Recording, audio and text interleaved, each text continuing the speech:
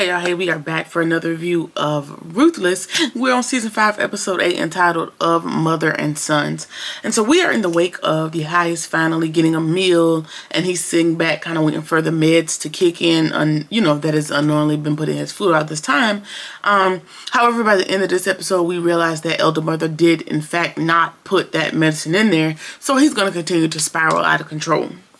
Either way, in the meantime, Ruth is offering him a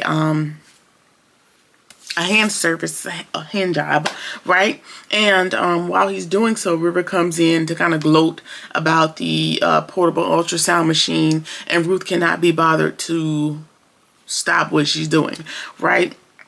And while she's performing her 5-finger services, he tells her about the ultrasound, and she has to pretend to be happy about it, and but you can visibly see that she's shaken by the information that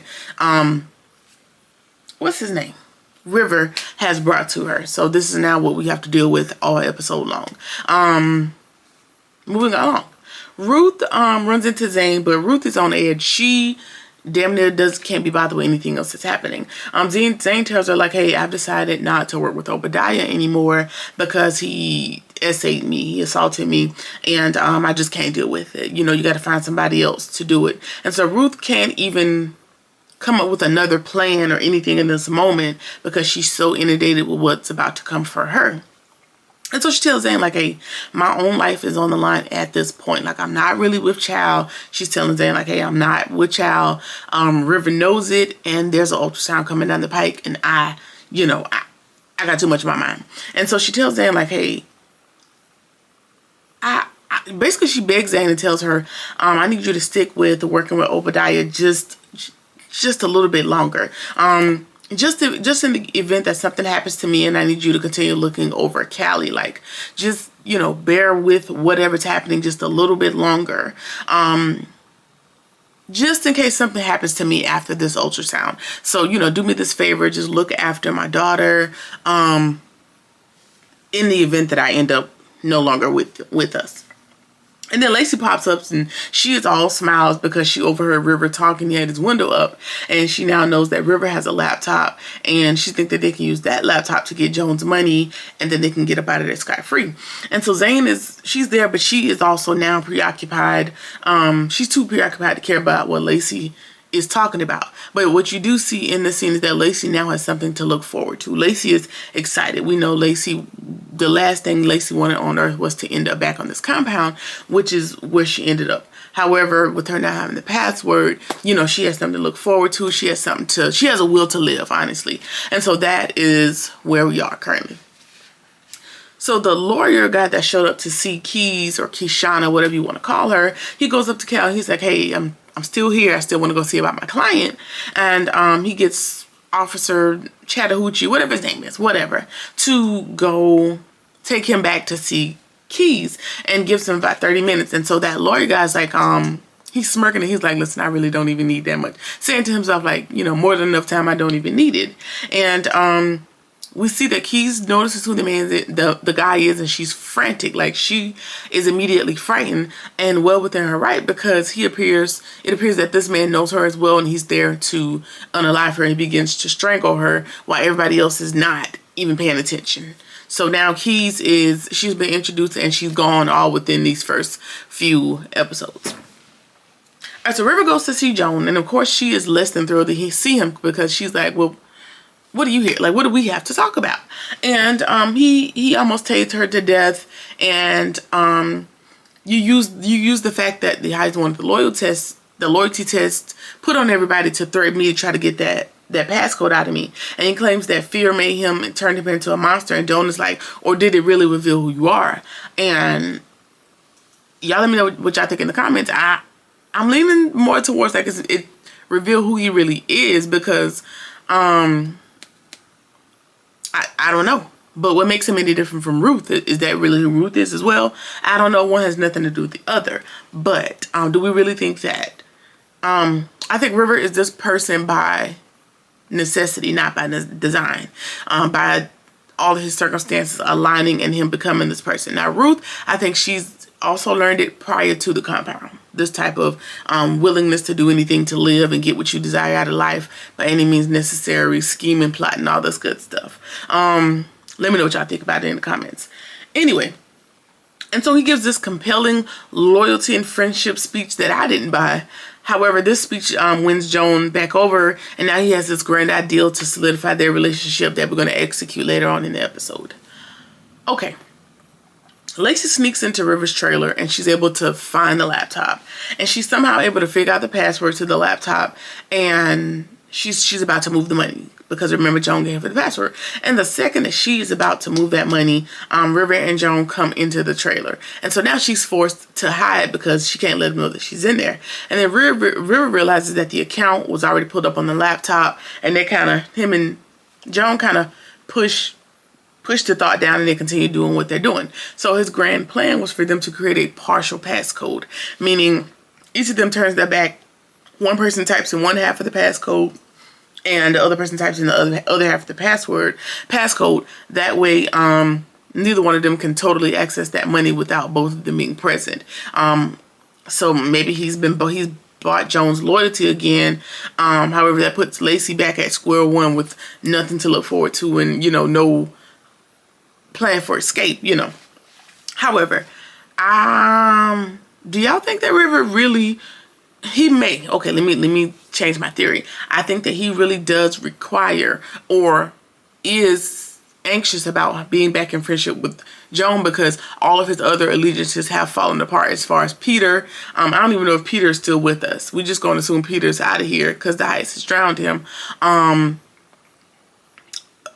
Everybody who he's been aligned with is gone. Everybody that was in the escape plan has, been executed or in the punishment trailer. Him and Ruth are no longer, friends. And so that's his only other allegiance that he can have within the compound, especially in his new position. Everybody else is going to not be inclined to be aligned with him either. So I don't think that it's because he truly desires this wholehearted friendship with Joan. He just needs to get what he wants to get out of her. Now, I don't know how that is going to work with y'all having this little combo passcode, because you already tried to force a full passcode out of her. How much more are you willing to do to get the half password?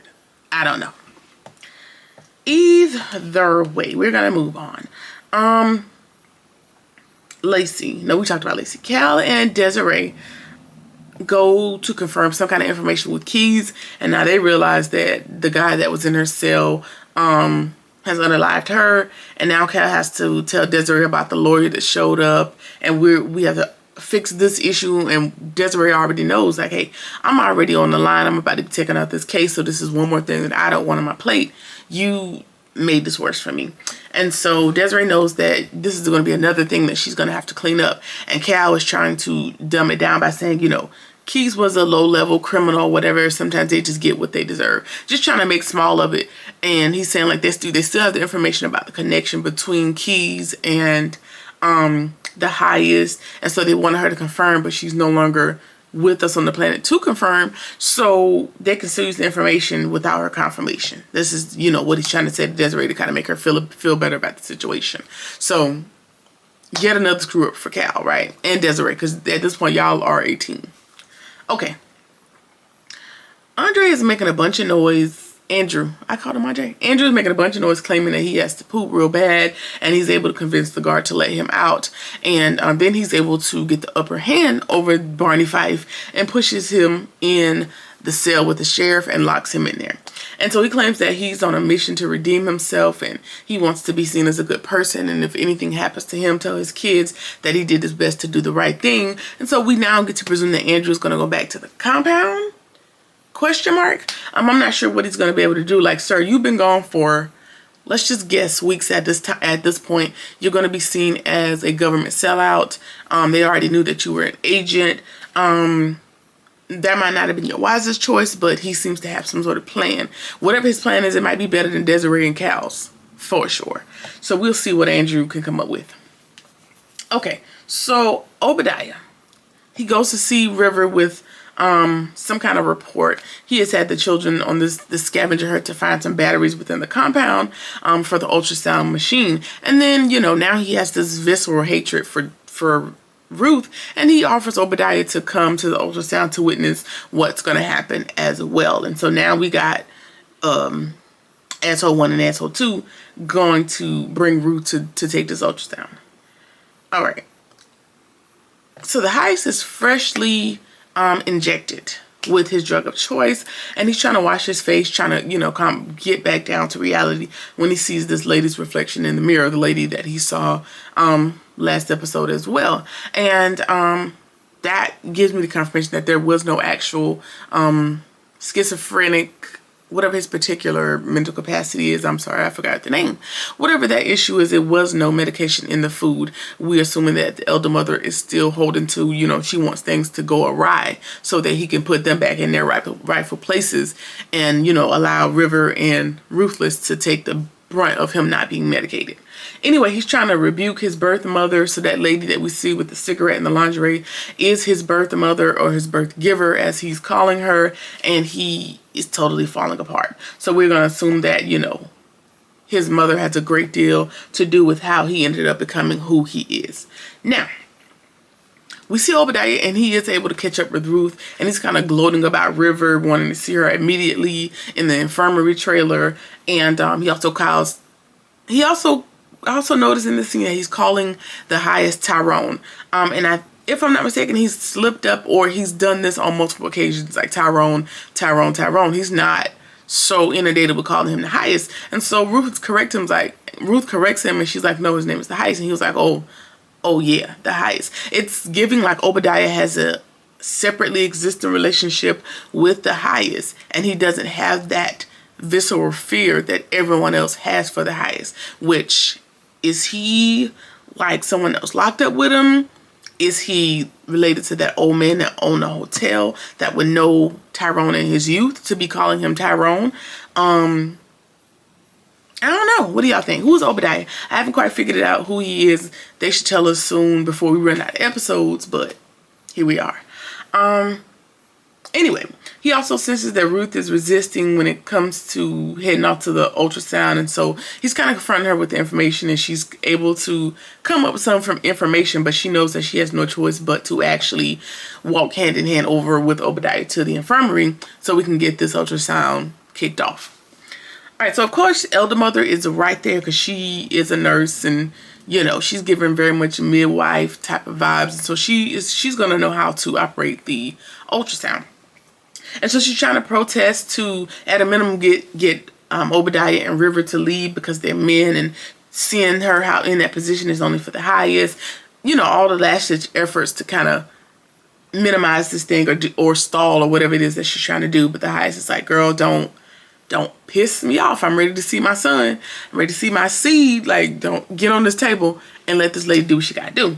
So nobody's buying it. And so the elder mother goes to lather up her stomach, and we are actively doing the ultrasound. And then we see gasps from everyone. And that is how the episode ends. And I'm just going to go ahead and tell you what I think that Ruth actually is knocked up, and that there is a baby there, and that's why everybody's so taken aback, because everybody in that room other than the highest believes that she isn't. Now I would love to see how it develops to figure out how she was also believing that she wasn't, or was she doing that as, you know, a bargaining tool, and she knew that she did. Now that baby's daddy gonna come into question for sure, with her being with the highest and Daikon / Anthony at some point in time. And I'm sure that there's no contraception on this compound. So my guess, the $100 guess is going to be that she is actually with child, and she's going to be just as astonished as everyone else. Now, what I will say, she's probably not as far along as she was getting everybody to believe, and Elder Mother's probably going to catch that. Again, that's just me thinking ahead. Either way, that's how the episode 8 ends. Let me know what you think about the episode. Let's talk about it in the comments. What I will say to wrap this up is that I'm very excited to see what happens this upcoming week, because I want to see what's going on in that stomach and that uterus. yeah, and I want to see, you know, what else River can come up with, because he's going far left. He's going very much power crazy, and it's annoying me, and it's time to get him up out of here. Anyway, like, comment, share, subscribe, or whatever it is that you feel like doing, and I'll see you in the next one. Peace.